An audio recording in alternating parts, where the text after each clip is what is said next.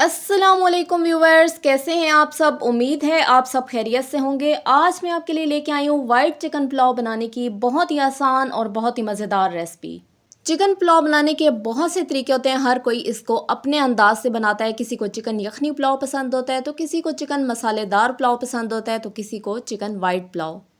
तो आज मैं आपके साथ अपनी वाइट चिकन पुलाव की रेसिपी शेयर करने वाली हूँ, जो कि बनाना बहुत ही आसान है। इस पुलाव की ख़ास बात यह है कि मज़ेदार जायके के साथ साथ ये इतना हल्का फुल्का होता है कि आपका जी चाहता है कि आप इसको खाते जाएं और खाते ही जाएं। तो चलिए अपना बहुत ही मज़ेदार और हल्का फुल्का सा वाइट चिकन पुलाव बनाना स्टार्ट करते हैं।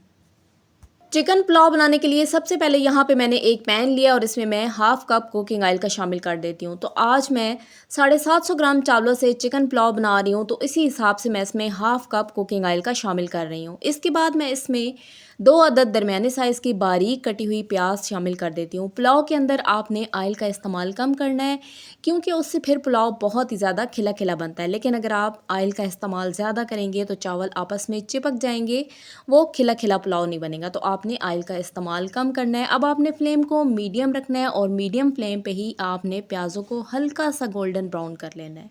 6 से 7 मिनट के लिए मैंने मीडियम फ्लेम पे प्याज़ों को फ्राई किया और देखें व्यूवर्स, इन पे बहुत ही अच्छा सा लाइट गोल्डन कलर आ चुका है। इससे ज़्यादा आपने प्याज़ों को कलर नहीं देना है, क्योंकि हम वाइट पुलाव बना रहे हैं तो उसमें हम प्याज़ों को ज़्यादा ब्राउन नहीं करते हैं। अब मैं इसके अंदर चिकन शामिल कर देती हूँ। तो यहाँ पे मैंने हाफ़ kg चिकन लिया है, ये मैं इसमें शामिल कर देती हूँ। और इसके साथ ही मैं इसमें 2 से 3 खाने के चम्मच ताज़ा कुटा हुआ लहसुन अदरक भी शामिल कर दूँगी।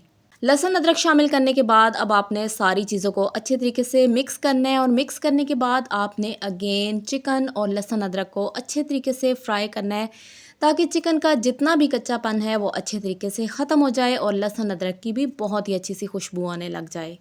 जब चिकन का कलर पिंक से चेंज होकर वाइट हो जाएगा और इस पे हल्का सा गोल्डन कलर भी आना शुरू हो जाएगा, तो हमें पता चल जाएगा कि चिकन अच्छे तरीके से फ्राई हो चुका है। 5 से 6 मिनट के लिए मैंने चिकन और लहसुन अदरक को अच्छे तरीके से फ्राई कर लिया। अब चिकन का कलर भी चेंज हो गया है और लहसुन अदरक की भी बहुत ही अच्छी सी खुशबू आने लग गई है। तो अब मैं इसके अंदर बारीक कटे हुए टमाटर शामिल कर देती हूँ। 3 अदद दरमियाने साइज़ के मैंने टमाटर लिए हैं और इनको मैंने बारीक काट लिया है। साथ ही मैं इसमें आधा चाय का चम्मच दरदरा कुटा हुआ साबुत धनिया भी शामिल कर देती हूँ। चावल क्योंकि मैंने 750 ग्राम लिए हैं, जो कि 3 गिलास तकरीबन चावलों के बनते हैं, तो मैं इसमें 3 खाने के चम्मच भर के नमक के शामिल कर देती हूँ। 1 खाने का चम्मच नमक का 1 गिलास चावल के हिसाब से बिल्कुल परफेक्ट मेजरमेंट होती है, लेकिन फिर भी आप अपने टेस्ट के हिसाब से नमक की मिकदार कम या ज़्यादा कर सकते हैं। इसके साथ ही मैं इसमें आधा चाय का चम्मच कुटी हुई लाल मिर्च भी शामिल कर देती हूँ और आधा चाय का चम्मच मैं इसमें हल्दी का शामिल कर दूंगी। और इसके साथ ही मैं इसमें 1 खाने का चम्मच भर के ज़ीरा, 1 से 2 टुकड़े दालचीनी की, 2 छोटी सब्ज़ इलायची, 1 बड़ी मोटी वाली इलायची और 4 से 5 अदद लौंग, 4 से 5 अदद ही मैं इसमें काली मिर्ची भी शामिल कर दूंगी।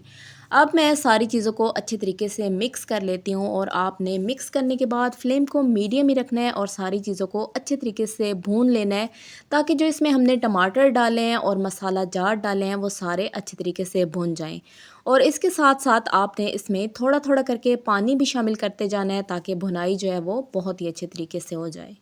तो देखिए व्यूवर्स, मसाले की भुनाई अच्छी तरीके से हो चुकी है, टमाटर भी तकरीबन गल चुके हैं। अब मैं इसके अंदर पानी शामिल कर देती हूँ और आपने इसमें कितना पानी शामिल करना है अभी मैं आपको बताने वाली हूँ।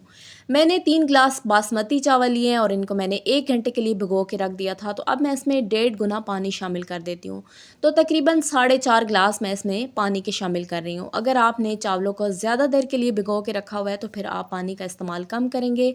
मैंने 1 घंटे के लिए भिगो के रखा है, तो मैं इसमें 1.5 गुना पानी शामिल कर रही हूँ। पानी शामिल करने के बाद अब मैं खुशबू और जायके के लिए इसमें स्लाइस में कटे हुए लीमू और हरी मिर्चें भी शामिल कर देती हूँ। अब आपने पैन को कवर कर देना है और कवर करके आपने इसे छोड़ देना है जब तक कि पानी में अच्छा सा उबाल ना आ जाए।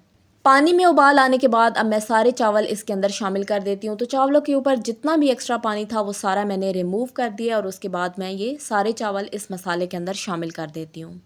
चावल शामिल करने के बाद अब दोबारा से मैं एक दफ़ा सारी चीज़ों को अच्छे तरीके से मिक्स कर लेती हूँ और मिक्स करने के बाद आपने दोबारा से पैन को कवर कर देना है और तब तक आपने इसे पकाना है जब तक कि पानी तकरीबन खुश्क ना हो जाए। तकरीबन 7 से 8 मिनट के लिए मैंने चावलों को मीडियम फ्लेम पे पकाया है और देखें व्यूवर्स, इसके अंदर जितना पानी था वो तकरीबन खुश्क हो चुका है। अब मैं इसके अंदर थोड़ी सी पुदीने की पत्तियां शामिल कर देती हूँ ताकि मज़ीद इसमें बहुत ही अच्छी सी पुदीने की खुशबू भी आ जाए। और उसके बाद मैं दोबारा से पैन को कवर कर देती हूँ। फ्लेम को आपने बिल्कुल लो कर देना है और तकरीबन 20 से 25 मिनट के लिए आपने चावलों को दम पे छोड़ देना है। 25 मिनट के लिए मैंने पुलाव को दम पे रखा था और अब हम इसको चेक कर लेते हैं और माशाल्लाह से बहुत ही अच्छी इसकी खुशबू आ रही है। तो देखिए व्यूवर्स, बहुत ही मज़ेदार सा खिला खिला और दानेदार हमारा ये चिकन पुलाव बनके तैयार हो चुका है। तो आप भी इस रेसिपी को घर पे ज़रूर ट्राई कीजिएगा, यकीनन सबको बहुत ज़्यादा पसंद आएगी। अगर आपको मेरी ये चिकन पुलाव की रेसिपी अच्छी लगी हो तो वीडियो को लाइक और शेयर ज़रूर करें। मेरे चैनल पे नए हैं तो चैनल को सब्सक्राइब करना मत भूलिएगा, आपकी सपोर्ट मेरे लिए बहुत कीमती है। तो देखिए व्यूवर्स, चिकन पुलाव को मैंने डिश आउट कर लिया और माशाल्लाह से बहुत ही मज़ेदार खिला खिला और दानेदार वाइट चिकन पुलाव बनके तैयार है। तो आप इस रेसिपी को घर पे ज़रूर ट्राई कीजिएगा, यकीनन सबको बहुत पसंद आएगी। दुआओं में याद रखिएगा। मिलते हैं एक नई रेसिपी के साथ, तब तक के लिए शुक्रिया। अल्लाह हाफिज़।